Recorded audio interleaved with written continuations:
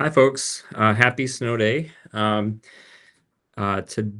I'm going to walk you through a couple things. Remember, we had a quiz scheduled for today. We're still going to have that quiz, but things are going to go a little bit differently. So we're going to talk about that.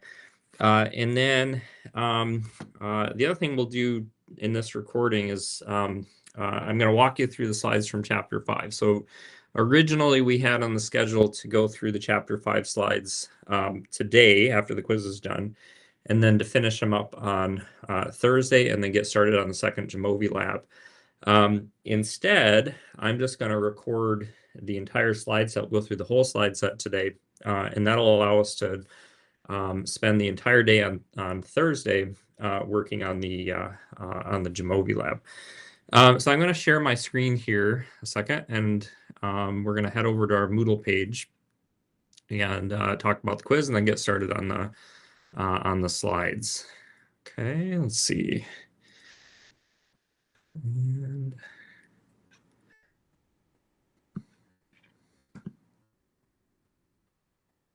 all right, so you should see my screen now, and I'm just on our Moodle page. Down kind of near the bottom of the page, there's a section for quizzes, and that's where we're going to access the quizzes for our class. There's also an exam section where you'll see tests and things pop up. But the quiz for today, and I want you to complete this before class on Thursday, is listed right here. It's quiz 1, covers chapters 1 and 2, and was originally scheduled to occur today, right, January 21st. Although I don't know that you're watching the video on January 21st. If you follow the link to the quiz, you might see something about a pop-up being blocked. All right, so click on that, opens it in a new window. All right, you might get slightly different behavior on yours than this, but it looks something like this.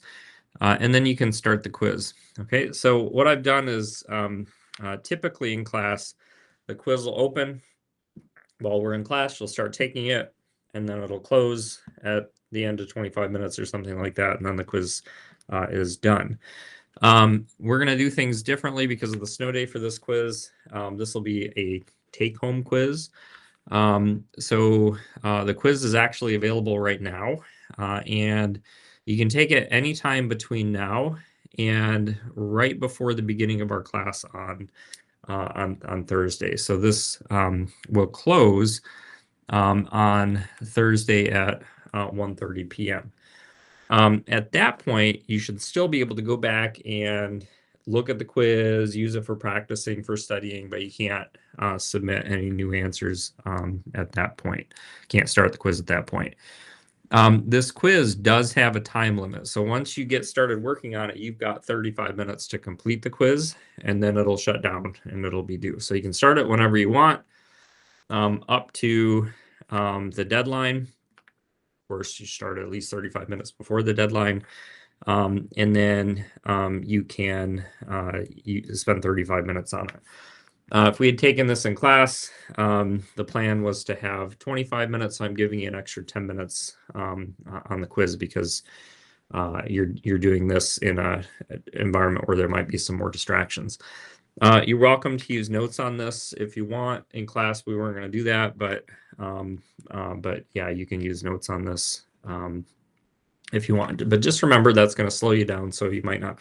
You're referring to your notes too much, you might not be able to get it done in 35 minutes. So I would treat this like a normal quiz. Maybe have your notes there in case you need to refer to something quickly, and then finish it all. Maybe go back and check your notes to see if there's anything that you want to change before the time's up. Okay, all right. So that should be pretty straightforward. I think you can handle that. Next quiz 2 will be in class, and that'll be a little bit more normal. Okay, so let's take a look at the slides for chapter 5. Okay, so we're going to jump into those, and we just finished chapter 4 last week. Chapter 4 was about exploring categorical data, And we looked at numerical and visual summaries, so tables, plots involving categorical variables. Started with looking at a single variable and then comparing two categorical variables, and looked at some contingency tables, bar plots, things like that. We're going to do something very similar today, but instead of working with categorical variables, we're going to take a look at numerical data. And so chapter 5 is about doing those same things, but with numerical data. Okay, maybe we'll maximize this here. All right. One thing about numerical data is that there's a bit more that we can do in terms of numerical summaries. So it's a bit more complicated than with categorical data, where we're primarily looking at proportions. Okay, as usual, our discussion is going to be based around exploring a data set. And the data set we're going to look at today has information about life expectancies for counties within the US, right? So the full data set has 3,142 counties. And we're going to look at that full data set, but we'll also look at a smaller subset at some point in this too. The variables in this data set include the name of the county, the state that it's in, the average life expectancy, right? That's the number we're really interested in years for that county, and then also the median income for that county, which is not something we'll explore here, but it is part of the data set. Okay. The data set is called life_exp. So I've imported that data set. I'm using R here, but you can do this in Jamovi. I imported that data set from the CSV file, open it up, and here's what the first 15 rows look like. As you can see, the first 15 rows in the data set are all counties from Alabama, right? So this is organized alphabetically right now. And you can see the state name there in the first column. All right, second column, second variable has the county name. You can see that's alphabetical. And then third column, this is what we're really interested in. This is the life expectancy in years for that county. Okay. All right. So average life expectancy. So this is on average, this is how long people live. So in Autauga County, I guess, the average life expectancy is 76.06 years. In Baldwin County, a little bit longer, about a year and a half more, 77.6 years, and so on. Last column is just the average income in that county. Okay, to begin with, we're not going to work with the entire data set. We're going to focus on just the counties in a particular state. We're just going to look at the counties in Massachusetts, just to start by working with a little bit smaller data set, a little bit easier to plot. There's 14 counties in Massachusetts, so we're just going to look at those. All right, since the full life expectancy data set includes all US counties, which is a lot more counties than that, we need to filter the data set somehow to just retain those counties. If you're working in a spreadsheet program like Excel or Google Sheets, you can filter data sets pretty easily in there. There's lots of YouTube videos and things like that can walk you through that. You can also filter data sets in Jamovi, and you'll learn about how to do that in our upcoming JLab 2 that you're going to work on in class on Thursday. Okay, so we won't look at the details of filtering. We'll just start working with the filtered data set. Okay, so here's the filtered data set. I realize this bullet point says first 15 rows, right? But if you count these up, there's 14, because that's all the county. Those are all the 14 counties in Massachusetts. So we're looking at the full Massachusetts data set. So you can see first column lists the states. So they all say Massachusetts. All right, and then second column is the county names, and then life expectancies in the third column. And you can see in Massachusetts, compared to the few that we looked at in Alabama, average life expectancies are fairly high, right? You've got some of these that are about 80 years old. There's even one down here that's 81. 78.4, maybe is the lowest one on here. Some 79s and so on. Okay, so we're going to focus on Massachusetts for now. All right, let's take a quick peek at the data represented in a visual way. This is called a dot plot of the data. So each dot on this plot represents one of our 14 Massachusetts counties. And you can see on the horizontal axis here, or sometimes we think of this as the x-axis, we've got our life expectancies. All right, so over here, all right, that's one of our counties. That's the county with the lowest life expectancy, and the life expectancy in that county is about 78 years. All right, and then here's 3 counties that have life expectancies around 79 years. 1, 2, 3, 4, 5, 6, 7 that have life expectancies around 80 years, and then 3 around 81 years. All right, so this is just one way to view the distribution of a numeric variable like life expectancy. Okay, so we're going to explore different summaries of numerical variables like life expectancies, and we're going to look at numeric summaries, and we're going to look at visual summaries, so things like tables and things like plots. Broadly, the summaries are going to include things like what are called measures of center, right? So which is kind of a typical value of the data, or the center of the distribution of the data. And there's different measures of centers that we might use, like the mean or the median of the data set, or of that variable in the data. Summaries of numerical data often involve what are called percentiles or quantiles. We'll look at specific percentiles or quantiles called quartiles. And then we'll also look at some other percentiles. The other thing we often talk about when we're summarizing a numerical variable is how spread out the numbers are for that variable. Right? And there's several measures of spread. 2 that we're going to look at today are the interquartile range and the standard deviation. So some of these may be familiar to you. I expect you've calculated a mean before. You've probably seen a median before, and you've probably seen a standard deviation before. But if not, that's okay too. We're going to go through each of these in these slides. Okay, so we're going to start by talking about some measures of center.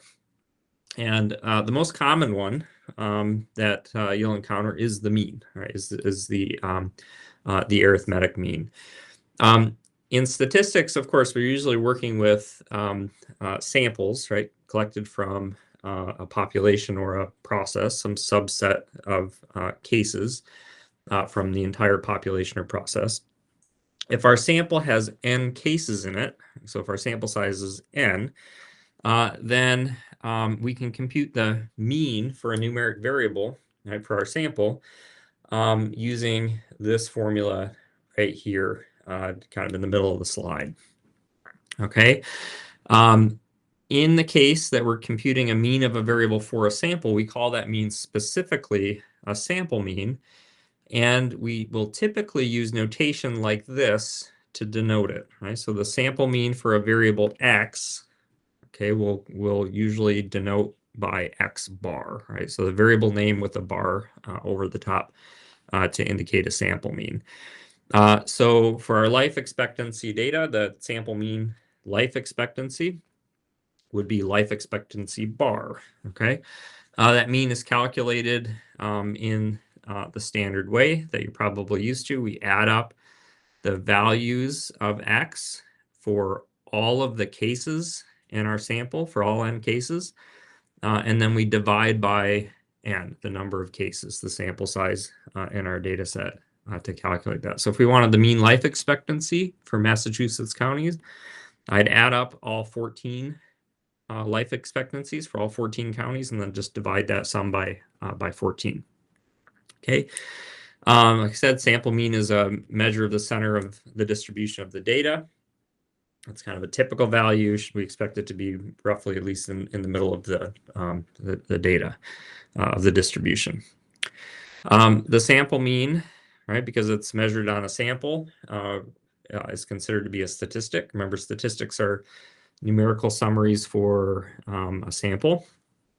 And we think of that statistic as giving us a point estimate of the true population mean, which is a parameter. So this is the average value in the whole population, and usually that's denoted using the Greek letter mu. Okay, so mu for mean. Mu is like an M. In here, you'll see that we often use Greek letters for parameters, right? And we use our normal letters for statistics. Okay. All right, so as we go along, I'm going to show you the different summary statistics for the Massachusetts data set. And I've calculated the mean for this data set, again, just adding up all 14 life expectancies, dividing that by 14 to get a sample mean of about 79.9 years. So I've got a little table here that's going to grow as we add more summary statistics to this table.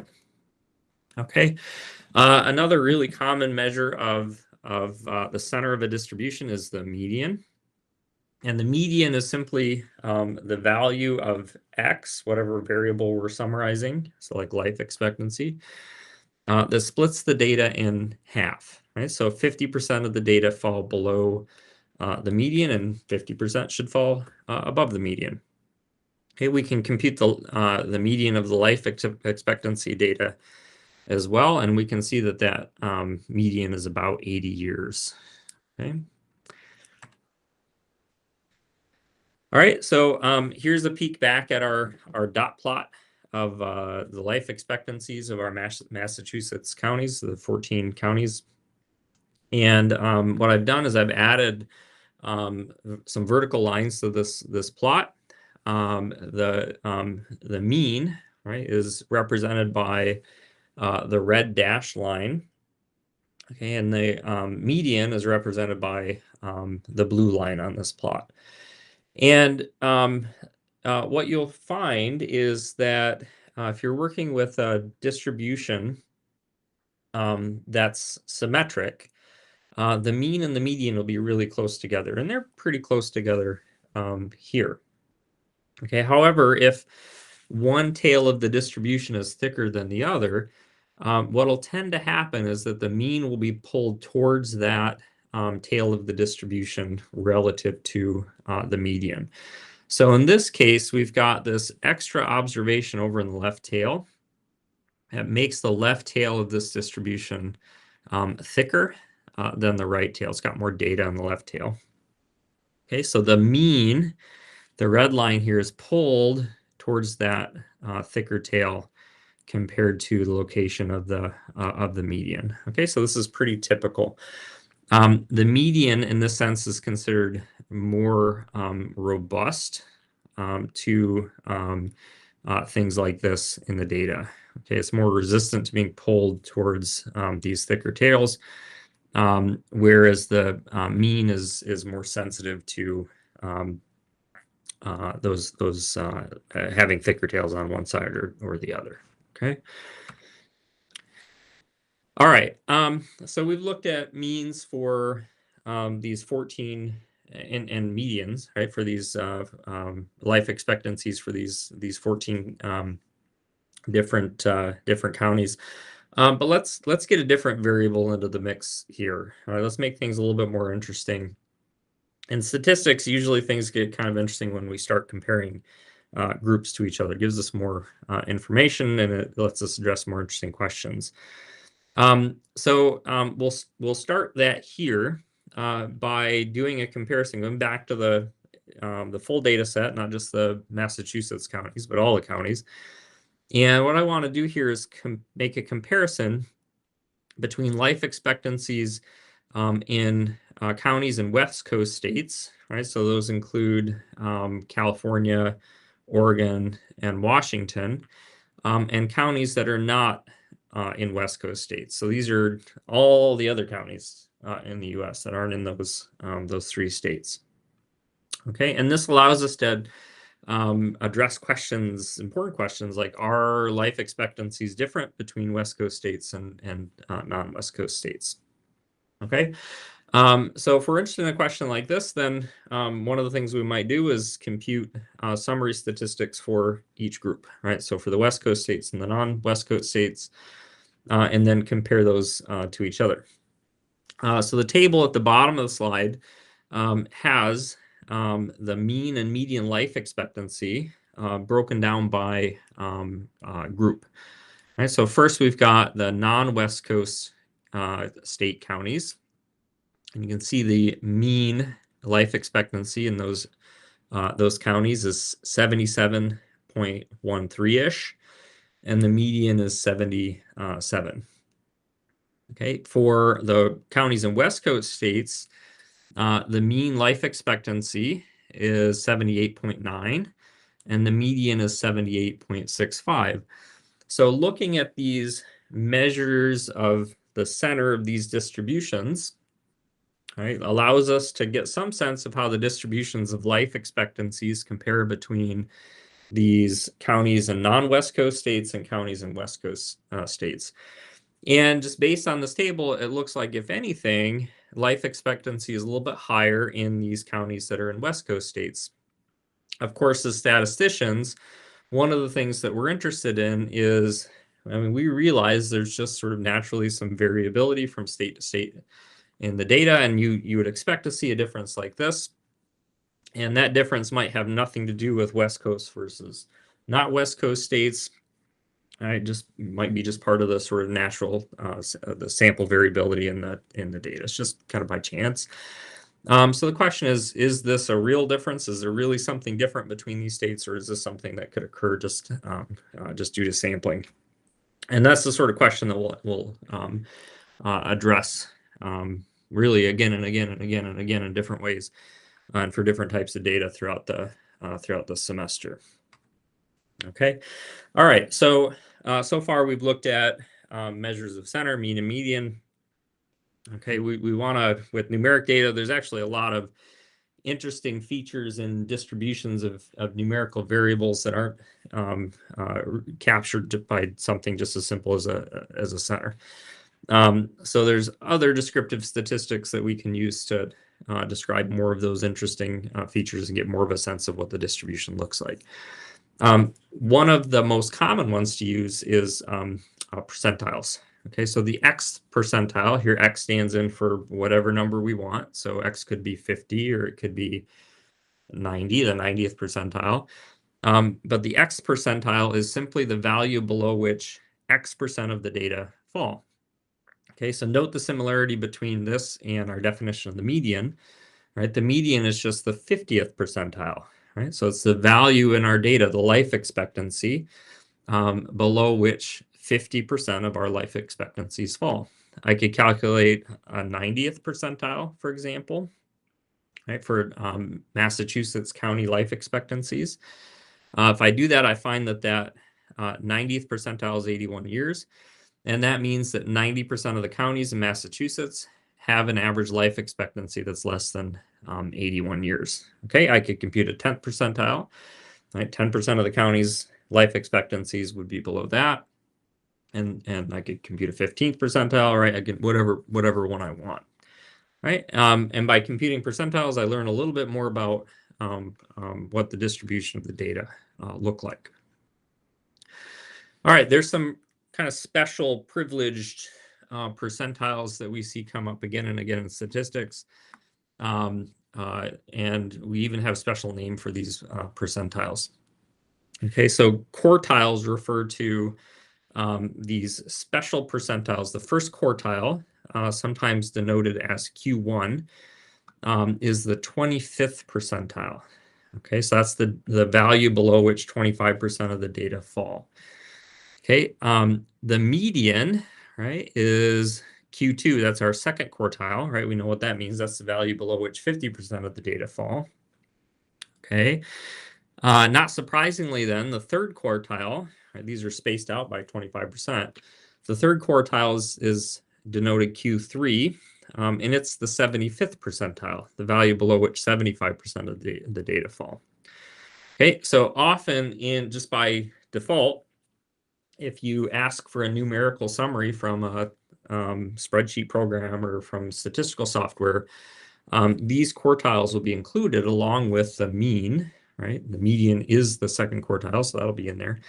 But it'll be included along with these measures of spread to give us more detail about the distribution of the data. Okay, so there's sort of special quartiles.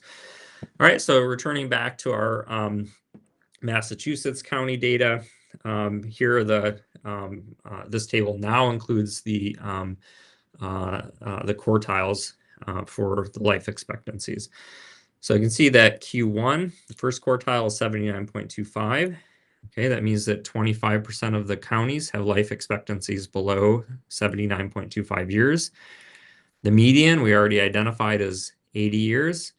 And then Q3 is also 80 years. So 75% fall below 80 years. The mean life expectancy is the same, or 79.857. So we're continuing to fill out this table, summarizing life expectancies in Massachusetts counties.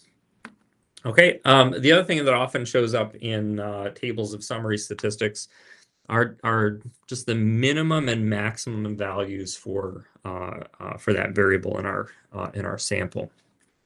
Okay, so I've included those here as well. So the minimum life expectancy of those 14 counties, rounded, some of these are rounded in here, is 78 years, and then the maximum value is 81 years. That's simply the biggest life expectancy of any of those 14 counties. So I've added those to the summary here. So now we've got a pretty complete numerical summary showing 1, 2, 3, 4, 5, 6 different summary statistics.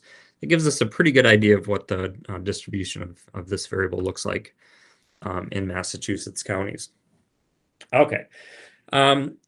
So a couple other summary statistics that we're going to explore today relate to how spread out our data are, how spread out that variable is in our sample. Okay.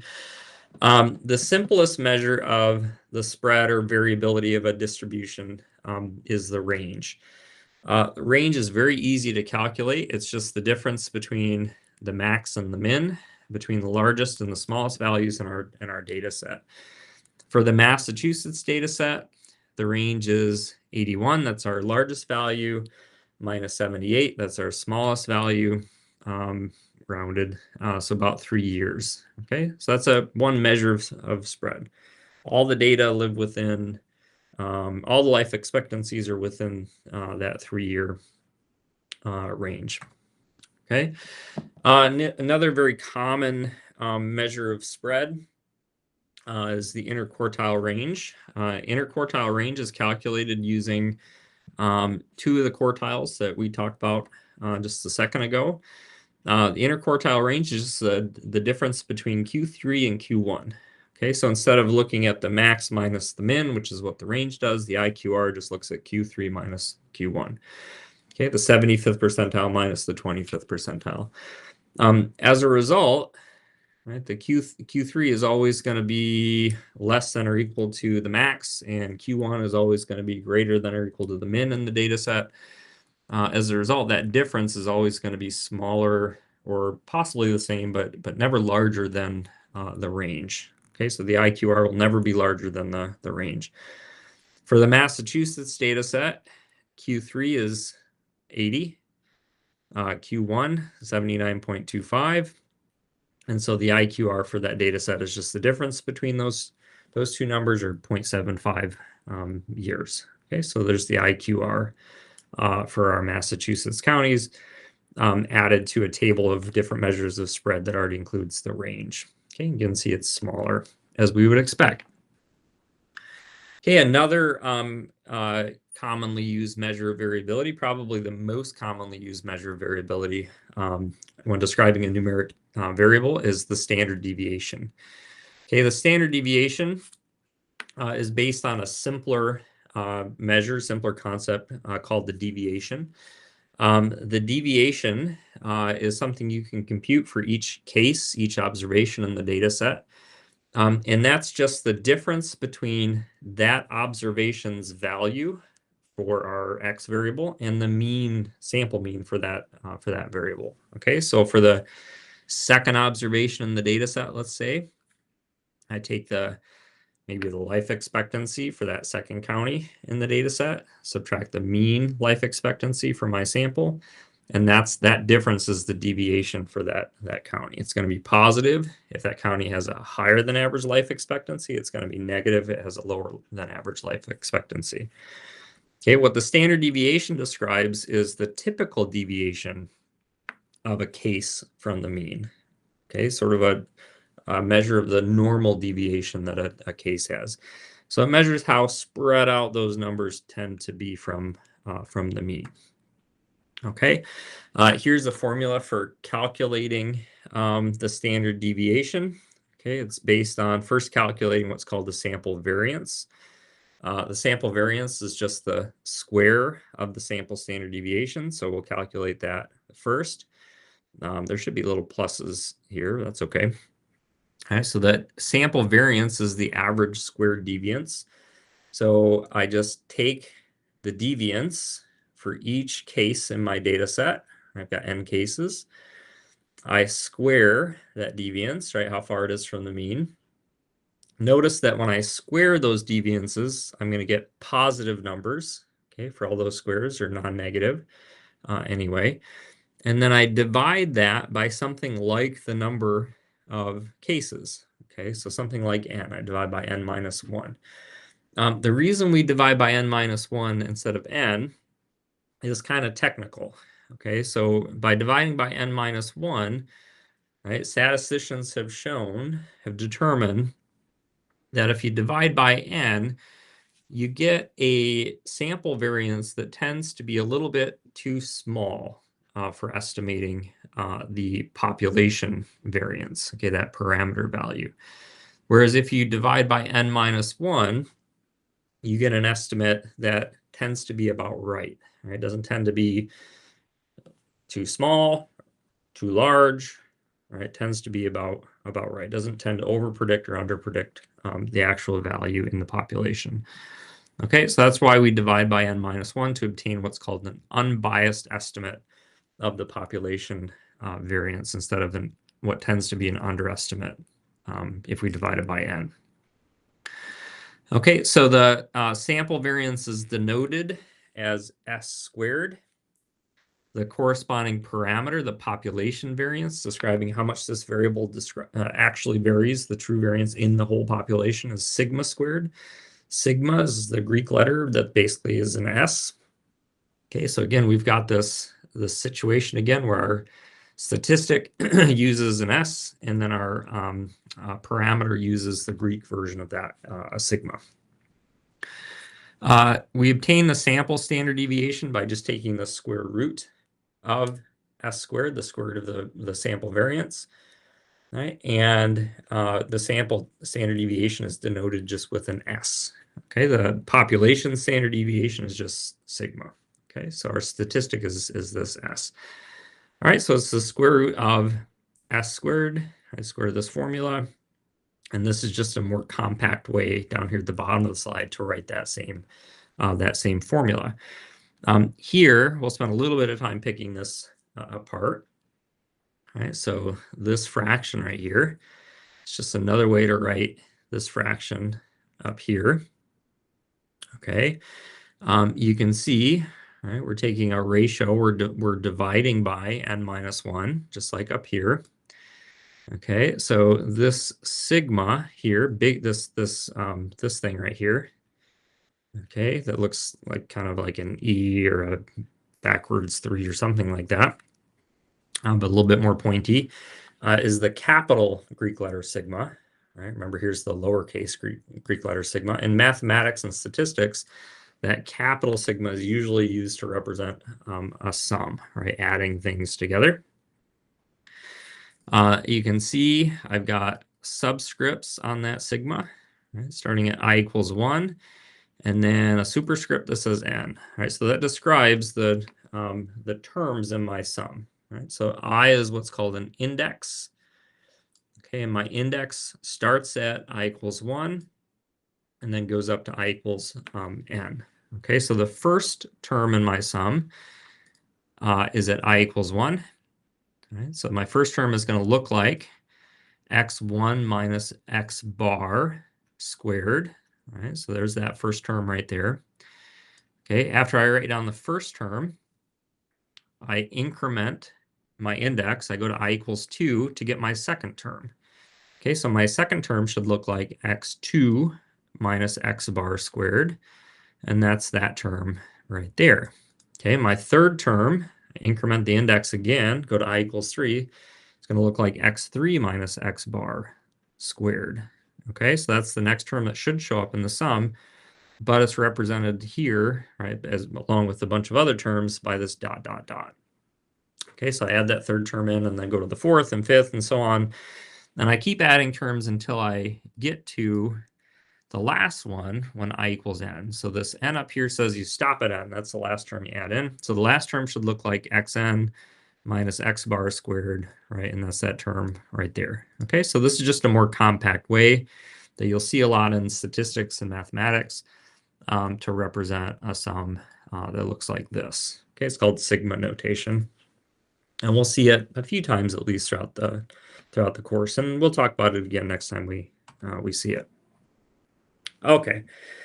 All right, so there's a few rules of thumb that apply to many numeric variables, so it's useful to understand these. They're going to actually come up in several ways throughout the course. But in particular for numeric variables that have kind of a nice symmetric bell-shaped distribution, these things are going to be true. Okay, so roughly 68% of the values for the variable are going to fall within one standard deviation of the mean. Okay, so that you can actually kind of think of that as being, in some sense, kind of the meaning of the standard deviation, at least for these bell-shaped distribution variables. Okay, so a typical value means that about 68%, that's a lot of the values fall within that distance of the mean. Okay. The next rule of thumb is actually going to be more important. We're going to use this a lot more. And that's that roughly 95% of the data fall within 2 standard deviations of the mean. Okay, so we calculate the mean, and then we go 2 standard deviations above the mean, and we go 2 standard deviations below the mean. Between those 2 values for our variable, like life expectancies, between those 2 life expectancies, we expect to see about 95% of the values for all the counties. Okay, for all the cases. Okay, so like I said, that's going to be a pretty important rule of thumb for us throughout the course. All right, so let's add the standard deviation to our table that has measures of spread in it for the 14 Massachusetts counties. The standard deviation for Massachusetts counties is 0.864. In the units are years, just like the other 3. Okay, next topic. We've talked about how to summarize the center of a distribution, to use percentiles to describe the characteristics of the distribution in a little bit more detail. Talked about how to measure the spread of distribution.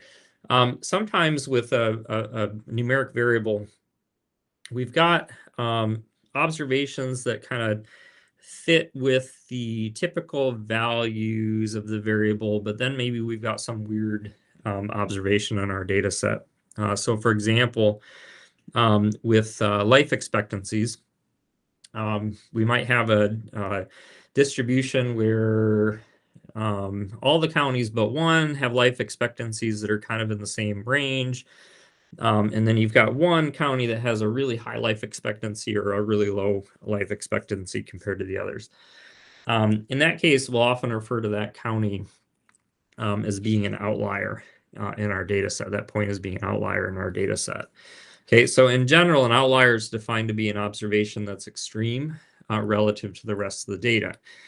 It's kind of subjective how we identify outliers, right? So to you, that value might be really large compared to the others, and to me, it might be, well, it's kind of large, but I'm not going to call it unusual. It turns out there's not really any universally accepted method for identifying outliers, but probably the most common one is based on the interquartile range, so the IQR. Okay, and we'll use this method in class, and this is the one you'll see the most.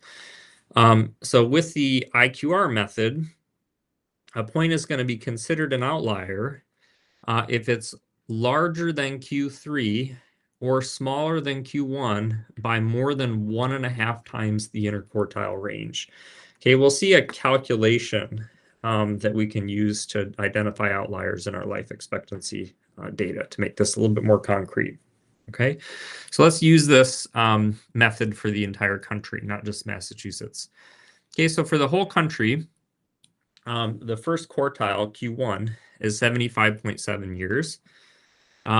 For the whole country, the third quartile, Q3, is 78.77 years. That means the IQR, the interquartile range, is just the difference between that 75th percentile and that 25th percentile. Right? So it's the difference between those two numbers, Q3 and Q1, which turns out to be 3.07 years. So the interquartile range is 3.07 years. Okay. All right, so to figure out which life expectancies we're going to consider to be outliers, okay, we're going to use our 1.5 IQR rule. Okay, so counties are going to be considered outliers if they have an average life expectancy that's less than Q1 minus 1.5 times the IQR. Right, so that's this calculation right here. So I take my first quartile, 75.7 years, and then subtract 1.5 IQRs from that. So subtract 1.5 times 3.07 from that, giving me 71.09 years. So any county that has a life expectancy less than 71.09 years, I'm going to consider to be an outlier. Okay. On the other end, right, I compute that limit, right, for determining outliers as Q3, okay, the 75th percentile, 78.77 years plus, not minus this time, plus 1.5 times the IQR. Okay, so now I'm looking for life expectancies that exceed Q3 by at least 1.5 IQRs. Okay, so I'm looking for counties that have life expectancies that exceed 80.31 years, and I'll consider those to be outliers in my data set. Okay, so any county less than 71.09 years or greater than 80.31 years is going to be considered an outlier. All right, so we've got those numbers. Let's take a look at any counties in our data set that might be considered outliers. So we're looking for counties with life expectancies less than 71.09 or greater than 80.31. Okay, so I went through the whole data set. Of course, I did this with the program. And identified all the counties that were outliers. There weren't any counties that had life expectancies greater than 80.31. So we didn't have any counties that were considered to be an outlier on that side. Okay, but on the lower end, we had 12 counties that were identified as outliers in the data set, and they're all listed here. Right, so you can see that the lowest life expectancy of any county in the data set is McDowell County in West Virginia, which has a life expectancy of 68.4. And then the highest life expectancy of our outlier counties is this Mississippi County in Arkansas. All right, so outliers sometimes indicate a problem with the data, right? Sometimes an unusual observation is like a copying error or something like that, or somebody didn't understand a question that you were asking and reported the answer in hours instead of days or something like that. So it's a weird observation because of that. Sometimes outliers indicate something real going on, however. And so in a case like this where we're looking at life expectancies, we probably should look into why these life expectancies might be lower in these counties, and they're not part of the sort of typical range of life expectancies in counties in the U.S. So this is pointing out particular counties that we might want to follow up on to figure out why those life expectancies might be low. Okay, all right, we're going to switch data sets now as we get into starting to look at visualizations of numeric variables. Okay, we're going to take a look at a pretty common data set. You see this in a lot of examples in statistics that has information about different cars. Right? So this is a cars data set. This has data on all new car models. There's 428 in a certain year. All right. So for example, I don't remember what that year is. Maybe let's say it's 2017. All right, it'll have information about like the Toyota Corolla that was sold in 2017 and the Jeep Cherokee and whatever. The data set has 19 variables. Some of those include the weight of the vehicle, the fuel efficiency, okay, in terms of the highway fuel efficiency, so highway miles per gallon. The variable name for that variable is highway HWY underscore MPG. The MSRP, right? So this is the manufacturer's suggested retail price for the vehicle, and whether the vehicle is a pickup truck or not. Right? So that's a binary variable. Categorical has two values. You're either a pickup truck or you're not. Okay, and then some other variables too, but these are the ones we're going to focus on. All right, so we're going to explore a variety of visualizations of this data set involving numerical variables. So we'll look at single numerical variables. We'll look at plots that compare the distribution for a numeric variable between two groups determined by a categorical variable and so on. So we're going to get into some of the nitty-gritty here. Here are the first first 8 rows of the data. You can scroll over and see all the variables in here. Okay, so again, each row in the data set is a case, and each case here is a different car model that was available in this one year. First car model in the data set is the Chevy Aveo 4-door. And if we look at the data for this car, we can see it's not a sports car, it's not an SUV, it's not a wagon, it's not a minivan. So these are a bunch of categorical variables. It's not a pickup, right? So that's one of the ones we care about. It doesn't have all-wheel drive, doesn't have rear-wheel drive, so this is a front-wheel drive car. There's the MSRP, right? So the manufacturer's suggested retail price is $11,690. Here's what it costs the dealer, right? So yeah, about $1,000 less than that. The engine size, so bigger numbers here, bigger engines. It's a 4-cylinder, 103 horsepower.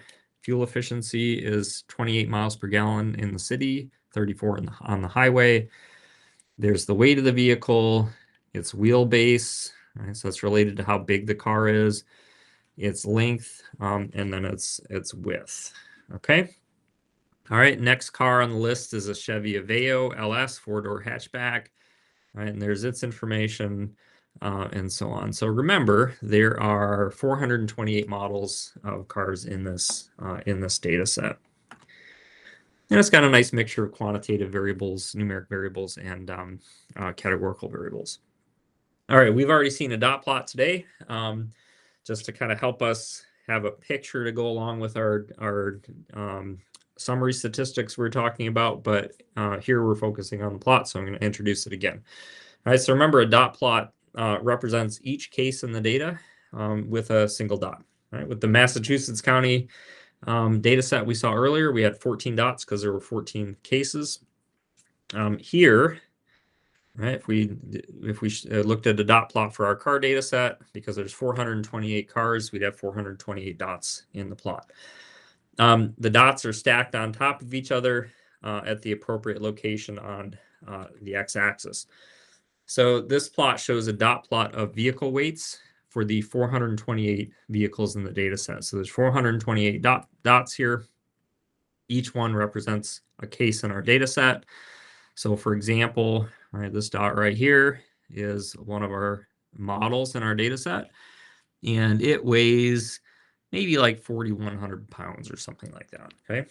All right, so we get its weight from the location of the dot on the x-axis, horizontal axis here.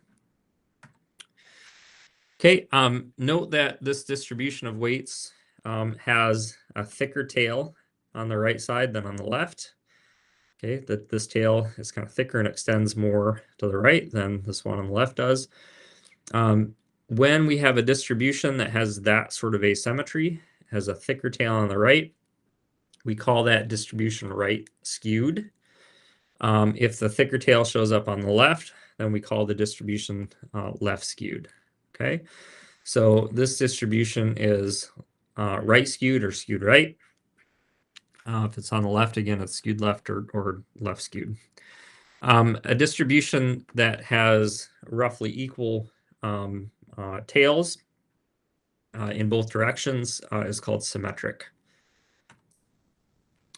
Symmetric distributions don't have a skew.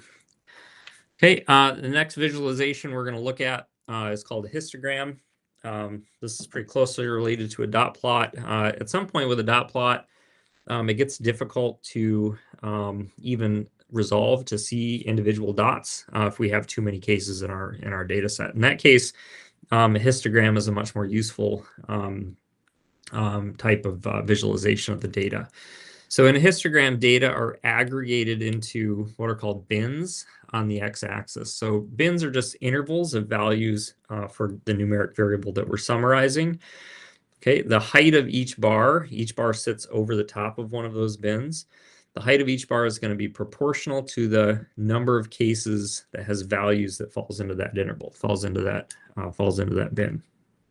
Okay, so here's an example of a histogram of vehicle weight. So this is a histogram that kind of corresponds with the dot plot we just looked at. They're both showing the same distributions for the same variable, but just different ways to visualize the data.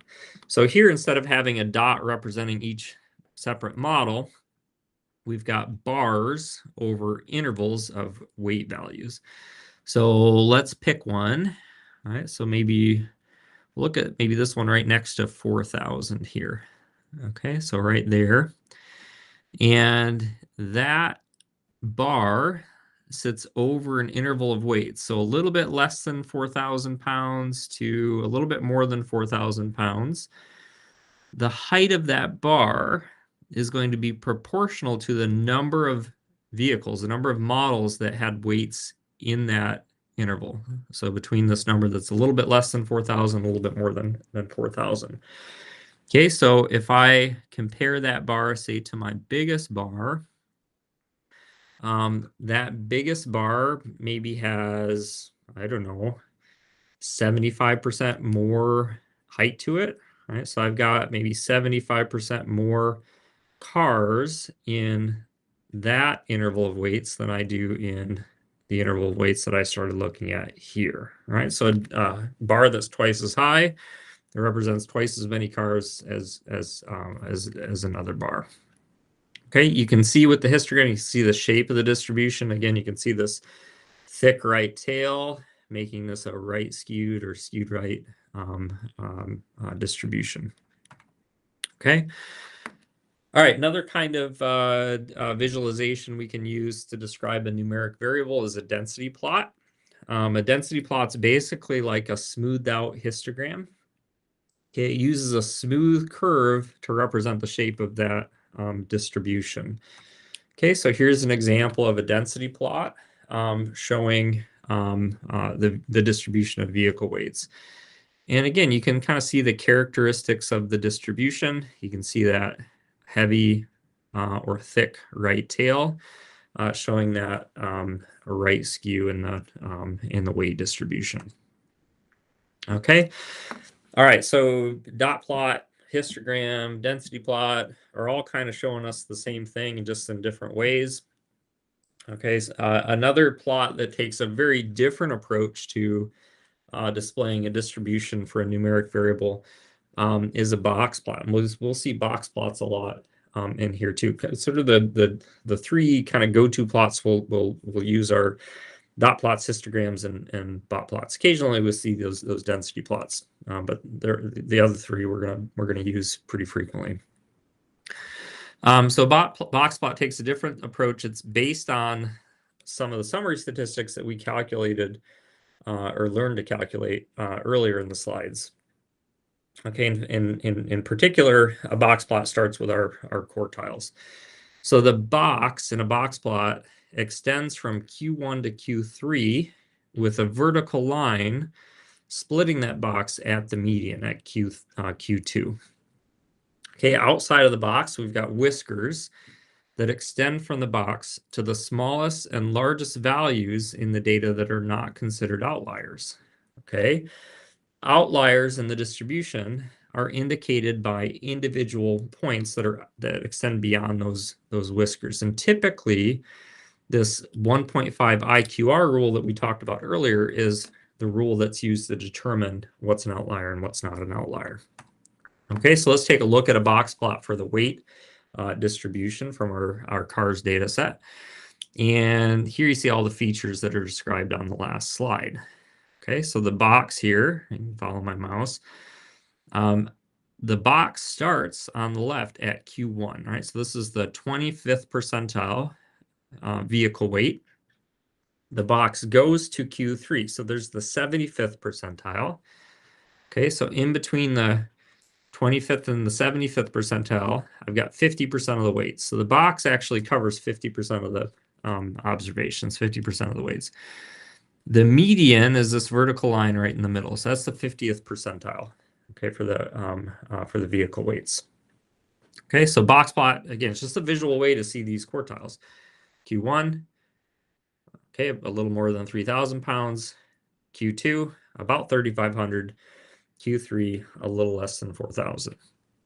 Okay, and then the whiskers extend, again, remember those extend from the lowest non-outlier on the left up to Q1, and then from Q3 to the highest non-outlier on the right. Okay, so the lowest value in the data set, lowest weight in the data set that's not considered an outlier is this point right here, which is maybe like 1,800 pounds. Okay, so we don't have any low weight outliers in this data set. On the other end, right, so our whisker on the top end here goes up to about, it looks like maybe 5,200, something like 5,300, something like that pounds. All right, and that's the heaviest vehicle that we don't consider to be an outlier. Okay, and then we've got outliers here. We've got several outliers, all heavy vehicles, okay, that are considered outliers in our data sets. So these are big vehicles. Okay, so we've got many of those. Notice that, right, if we look on the right side here, okay, we can kind of see a picture of our 1.5 IQR rule in this box plot. Okay, we can see this whisker right on the right side extends up to this outlier. So we can see kind of right where that cutoff is that we get from the IQR rule. The IQR, interquartile range, is just the difference between Q3 and Q1. So it's this difference, this distance right here. Okay, so that distance right there. So this whisker should be 1.5 times that distance long. So we go that far, right? That IQR that far, about there, and then maybe half again as far, and that's how long our whisker should be on this side. Okay. On the left, that whisker might be a little bit shorter because we don't actually have any observations that are that have cases where the vehicle weight is that low.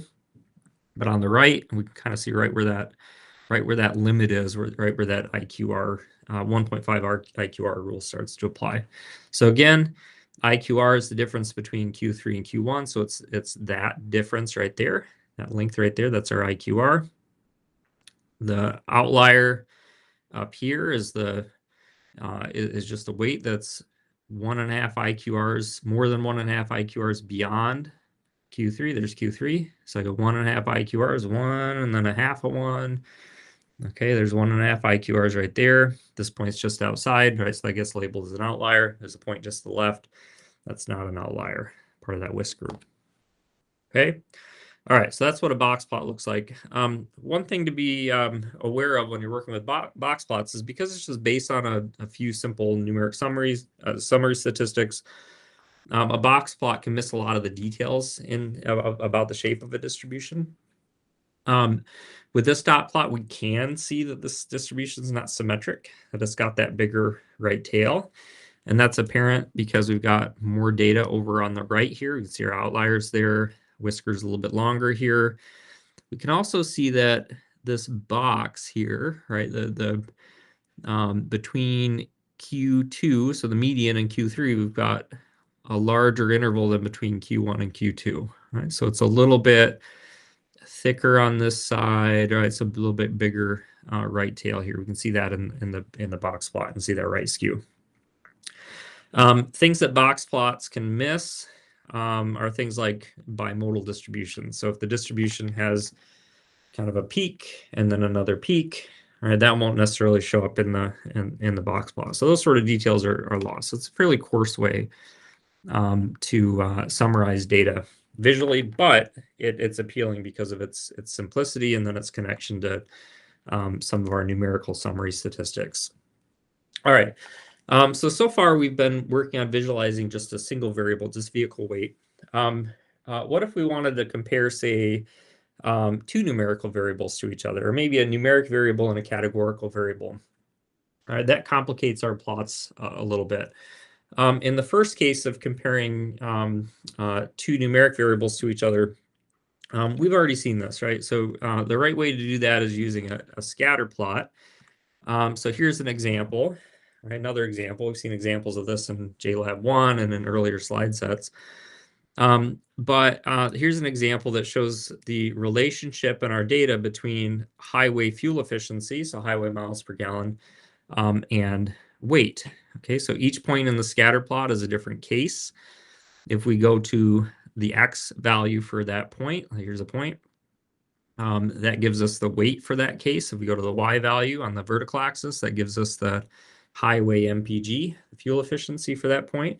So for this particular car model, right down here, that car weighs about maybe 5,400 pounds and gets a fuel efficiency of like 14 miles per gallon on the highway. That's not very good.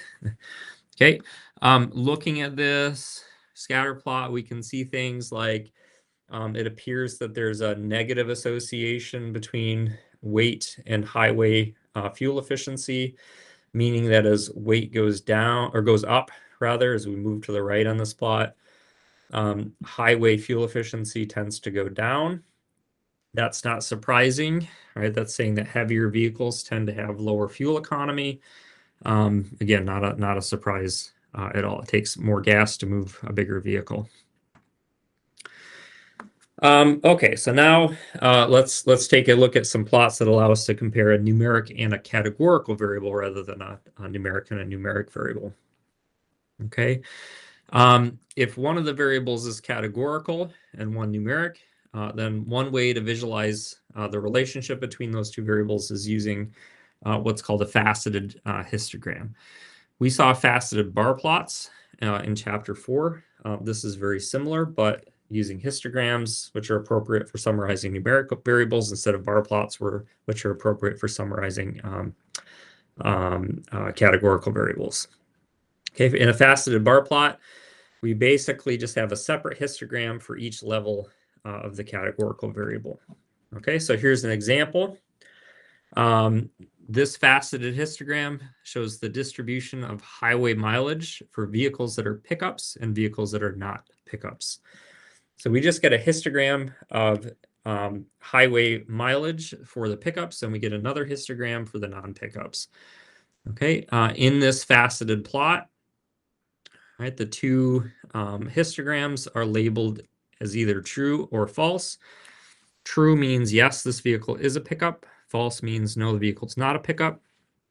These histograms are plotted one on top of the other so that they're using the same X scale, the same scale for highway mile per gallon, which makes it easier to compare the fuel efficiencies for these two groups. Okay, so if I look at this, one thing I notice is that I have fewer pickups in my data set. Right? This scale for the count for pickup trucks only goes up to like 7. Right? So this bar only represents 7 trucks. Whereas with all the other vehicles, the counts are much higher. So I've got a lot more other vehicles than I have pickup trucks. Those are going up. Right? The peak here is at about 80. Right? So I've got about 80 vehicles with this interval of fuel efficiencies. Okay, so that's the first thing we maybe notice in these plots. The next thing is if we look at the centers of the distributions, it looks like the center for the pickup trucks is lower than the center for the other vehicles. So this is saying that pickup trucks tend to get worse highway mileage, have worse fuel economy than other cars. And I have a pickup truck, and I can attest to this. It gets pretty terrible gas mileage compared to our other vehicle. Okay, but we can see that in the histogram here. The other thing I'll point out is that if we look at the distribution of fuel efficiencies for the other vehicles, it seems to be fairly symmetric. The right tail doesn't seem to be that much thicker than the left tail, right? Although there are these what are probably going to be identified as outliers over on the right. The pickup distribution, we should be a little bit careful about interpreting it based on so few vehicles, but looks to be a little bit more skewed, maybe skewed to the right here. Okay. All right, another way that we might compare distributions of numeric variables across values of a categorical variable are using density plots. So instead of stacking a couple of histograms and having a faceted histogram, I can use density plots, which remember are just kind of smooth versions of histograms. A nice way to do this is by using colored density plots, where we have a different color for each group in our data. Okay, so take a look at this for our pickup versus non-pickup comparison. And here I've got a density plot shaded in blue, okay, for my pickup trucks. And I've got a density plot shaded in red, okay, for my non-pickup trucks. And here, instead of plotting counts, okay, numbers of vehicles, I'm plotting proportions of vehicles. Okay, so that puts the two y-axes for these two on the same scale. So even though there's a smaller number of pickup trucks, I'm comparing percentages of pickup trucks to percentages of non-pickup trucks in this visual. Okay, and you can see very clearly in this case, probably even better than in the faceted histograms, that pickup trucks in blue here have a lower fuel economy, lower highway fuel economy than non-pickup trucks. In fact, the comparison is kind of striking when presented in this way. Okay, one more topic that we're going to discuss in Chapter 5 is sometimes with numeric variables, it's helpful to do what's called transformations of the variable. And sometimes we actually need to do this for statistical purposes when we're doing statistical inference with a variable. There's certain, and we'll see this down the road, there's certain statistical tests that we do that are based on mathematical models, and those tests make certain assumptions about the shape of the variable, the distribution of the variable that we're interested in. So they might make assumptions like the variable has a symmetric distribution, and we've seen that a lot of variables don't. Okay, so in some cases we'll transform a variable so that it has that symmetric distribution, and so that we can analyze it using some of our standard statistical techniques that we'll learn about a little bit later. So there's some pretty common transformations that we might apply to a data set. We're going to see how to apply transformations in JLab 2, right, in Jamovi. But probably the most common transformation is a log transformation, where instead of working with a variable like vehicle weight, we work with its log. So we work with log of vehicle weight instead. Often log transformations are also applied before we plot data. just to make it make the visualization a little bit more useful. So for this, we're going to look at the MSRP data, right, from our CARS data set. Right. So remember, MSRP is manufactured suggested retail price, which has a right skew to it. So here's the histogram of MSRPs for the CARS in the data set we've been looking at today. And you can see a very strong right skew in this data set. Okay. This would make this data set problematic to analyze with certain statistical methods that we'll discuss later in the course. Okay, so we can transform the MSRP data to get something that looks a little bit better, a little bit more symmetric by taking the natural log of the data.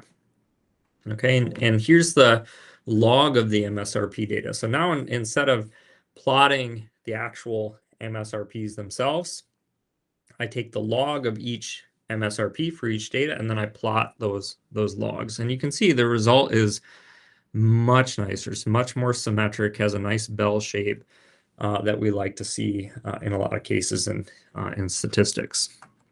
Okay, so like I said, in Jamovi Lab 2, JLab 2, you're going to see how to do this for a numeric variable.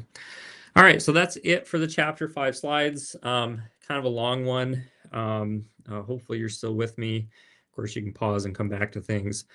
Let me know if you have any questions. Make sure you watch this before coming to class on Thursday, and we'll jump right into the second Jamovi Lab then.